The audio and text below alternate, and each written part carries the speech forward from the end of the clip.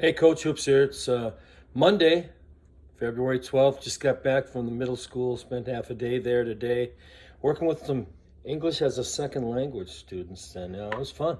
It was fun. They really enjoy getting help. That's for sure.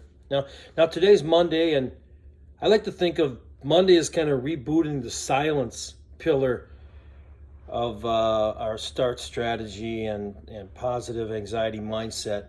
When you're thinking about coaching and the course and all the things that we're trying to put together in uplifting365.com, it kind of Monday is kind of the reboot there, but you gotta think about it in terms of, in my mind, you have to think about it in terms of plan, an itinerary, a way that you're going to go about your day that's going to be on purpose, it's going to be intentional, and it's going to be good for you. So when we think of the silence pillar, that's pretty much the be still part. You got to silence yourself. It's the beginning of mindfulness. Mindfulness Monday, you could call it. However you want to alliterate to make yourself feel like you're getting in touch with what we're trying to accomplish. But in the very beginning of learning to deal with your anxiety and have quality anxiety management and get into mindfulness, the essence of that is to breathe, to start out. It's to breathe and activate your parasympathetic nervous system within your body.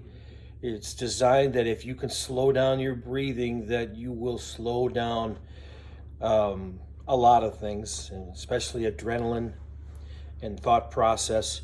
And you really got to begin to do that as the strategy, as the practical application before all else. And if you do that, like I've said many times, and I'm just doing it today to reiterate, on the breathing, it's hey, 7 times a day, 7 in, 7 out. Slow yourself down, like on the seconds, counting in.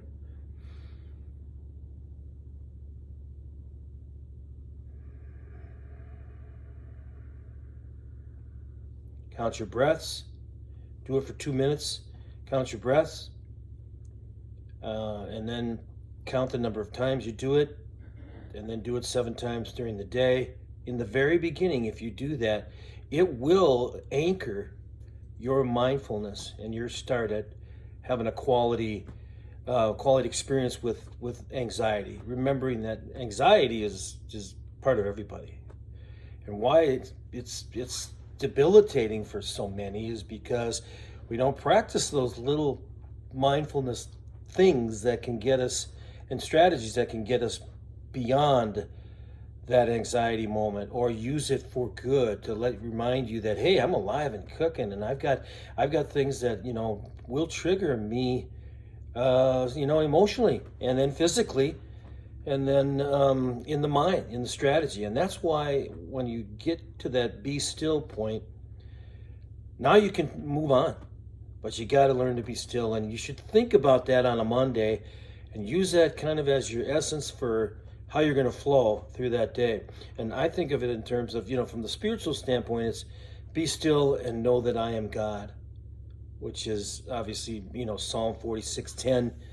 And it's a popular one, but it really fits for just to be still. For me, I invoke the spiritual aspect of it because it makes me feel and get in touch and try to work on being in touch with my indwelling in my soul. So anyway, that's the beginning part. And I'd like to spend just 1 minute here talking about what I got in my blog today is a purposeful itinerary that you would use in the very beginning of anxiety management, stress relief, getting in the process of being consistent, intentional, and purposeful.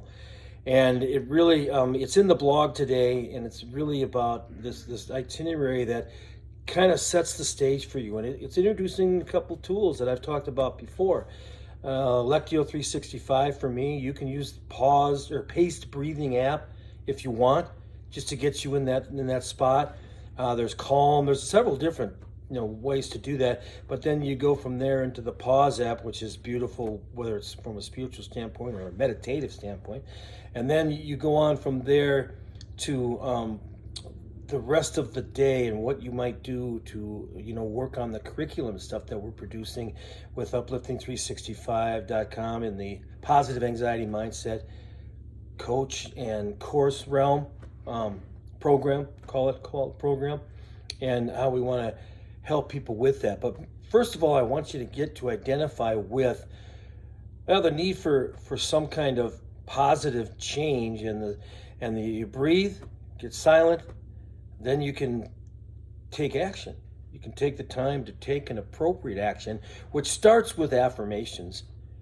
Positive, you've got this, I've been through this before, I matter, the things that I accomplish now do matter, and I'm going to do it on purpose, and therefore I'm going to be taking charge of this. God is in control, but I'm taking charge of myself and what I'm trying to accomplish in the past, the present, the future, to have some better outcomes in life. So take a look at that, read it.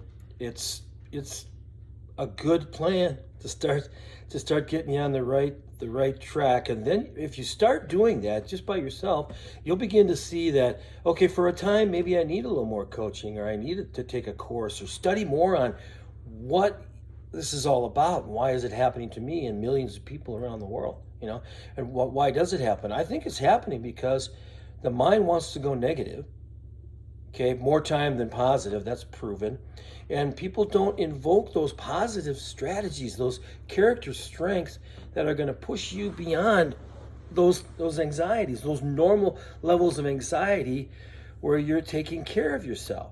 Okay, you're taking care of yourself by having anxiety because it protects you. So now we just got to say, okay, this is good, this isn't so good. It's like telling yourself, I'm waking up at 7, and you start waking up at 7 automatically. You don't even need an alarm clock. You use it that well. All right, see you later. Bye.